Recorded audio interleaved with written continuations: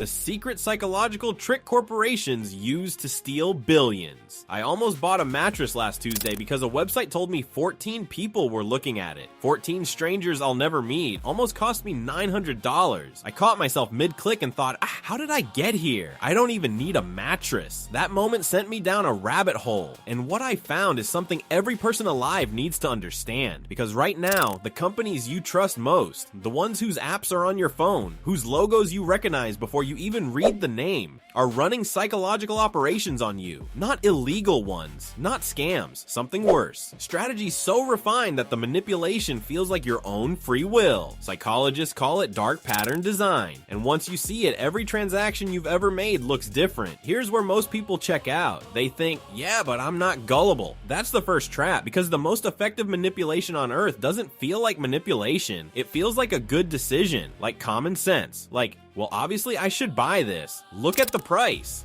That confidence. Corporations are counting on it. Let me show you exactly how. Trick number 1, the anchor. Two psychologists, Tversky and Kahneman, rig a wheel of fortune to land on either 10 or 65. They spin it in front of random people, then ask a totally unrelated question. What percentage of African countries are in the United Nations? People who saw 65 guessed high. People who saw 10 guessed low. A meaningless number from a rigged wheel had infected their judgment without them knowing. This is called anchoring, and you encounter it every single day. Was $2.99, now $89. Your brain skips right past whether $89 is reasonable and goes straight to how much you're saving. The $2.99 is the anchor. It doesn't even have to be real. JCPenney got caught doing this for years, jacking up prices specifically so the markdown felt like charity. I fell for this last month at a shoe store. Walked in for one pair, walked out with two because the second was 60% off. Got home, looked up the shoe online. It had never been sold at the original price, anywhere, ever. You don't get a deal, you get anchored. Trick number 2, the sunk cost trap. You buy $150 concert tickets. Night of the show, it's sleeting, you're running a fever, and the band you actually wanted to see got replaced by the opener's DJ set. You go anyway. Of course you do. You paid $150. But here's the thing nobody stops to think about. The $150 is gone whether you go or not. Your decision should be entirely about whether you want to sit in freezing rain listening to a DJ named Spork. But the brain doesn't work on logic here. It works on protection.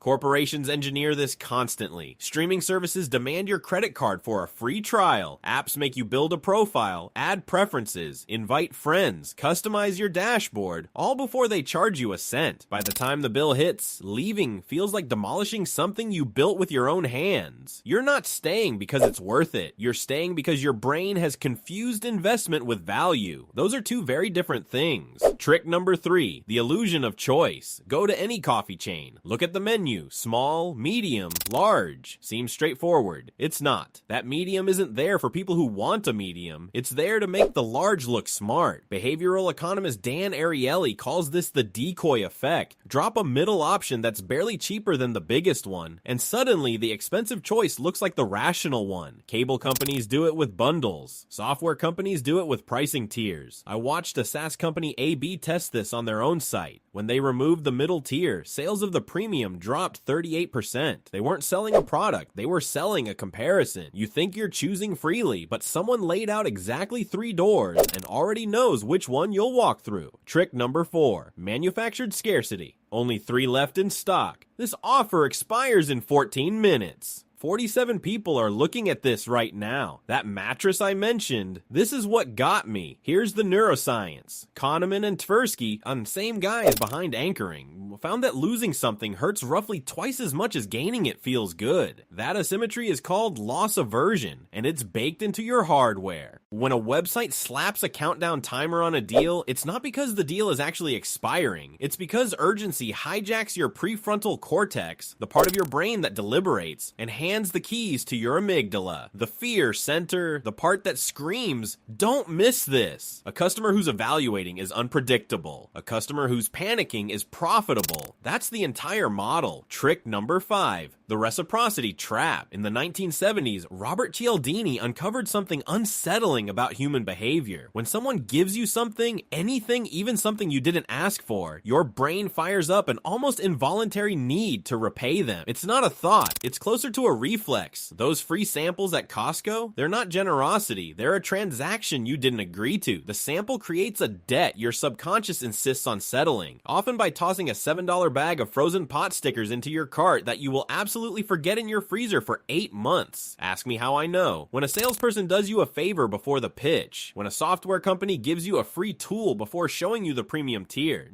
your brain is already doing the math on what you owe them. You didn't ask for the gift, but your psychology accepted the invoice anyway. The gift is never free. The gift is the first move. Now pause, because here's what makes all of this deeply uncomfortable. None of these tricks target stupid people. They target people, period. Neuroscientists fall for anchoring. Economists fall for sunk costs. The psychologist who literally coined decoy effect has admitted to being manipulated by it at a car dealership. In fact, and this is the part that should genuinely unsettle you, research from Princeton found that the people most confident they can't be manipulated are often the easiest marks. Because that overconfidence, it has a name, the bias blind spot. And yes, corporations know about that one too. Trick number 6, or social proof engineering. For 200,000 years, if everyone around you started running, you ran too. Didn't matter why. The ones who stopped to ask questions got eaten. That instinct kept your ancestors alive. Today, it keeps subscription services alive. Over 10 million customers served. The #1 app in 47 countries. Join 2.3 million people who've already made the switch. These aren't facts. They're triggers. They activate herding behavior. Your brain's shortcut that says, if everyone else is doing it, there's probably a reason.